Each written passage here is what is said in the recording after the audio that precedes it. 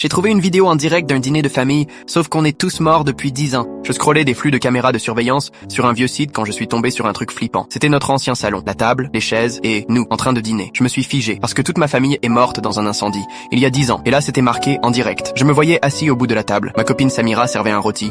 Nos deux enfants se disputaient pour savoir qui avait la plus grosse part. Même cuisine, même vaisselle, même blague qu'on se faisait tous les soirs. Mais ce qu'il y avait de plus dingue, c'est que nos visages étaient carbonisés, comme le jour de l'incendie. Et pourtant, on souriait, comme si de rien n'était. C'est trop bon mon cœur, je disais dans la vidéo. Tant mieux, répondait Samira. Je suis juste contente qu'on soit ensemble. Les enfants parlèrent de leur journée à l'école comme d'hab. Tout était normal, sauf les brûlures. J'ai vérifié l'adresse. C'était bien notre ancien appart, celui de la rue du Cerisier. Celui qui a cramé. Il ne reste plus que du béton là-bas. Mais selon le flux, on était toujours là, à table. Je suis retourné sur la vidéo. Papa, on peut avoir une glace, disait Lina, notre fille de 8 ans. Après les légumes, je répondais. Mais j'aime pas les haricots, râlait Karim. Ça te rendra costaud, disait Samira en ébouriffant ses cheveux. Cette scène, c'était notre dernier dîner. Et ce n'était pas un vieux enregistrement. C'était en live. Puis j'ai vu un truc qui m'a glacé le sang. Mon moi dans la vidéo a tourné la tête. Regardez la caméra. Et il a murmuré. Aide-nous, Samira l'a fait aussi. Regard fixe. Un appel silencieux. Pendant qu'elle souriait encore aux enfants. J'ai appelé le docteur Renard, mon psy. Il m'avait aidé après l'accident. Je vois une vidéo en direct de ma famille morte, je lui ai dit. C'est sûrement une hallucination liée au deuil, m'a-t-il répondu. Non, je t'envoie le lien. Il m'a rappelé 5 minutes plus tard, la voix tremblante. C'est pas possible. Je vois bien ta famille. Les brûlures, tout. Mais commencer en direct. Je savais pas quoi dire. Juste que tous les soirs à 18h le dîner recommençait. Toujours pareil. Même phrase. Même mouvement. Même maman, il a pris mon bout de pain, mais il ne se couchait jamais. Non, il recommençait. Encore.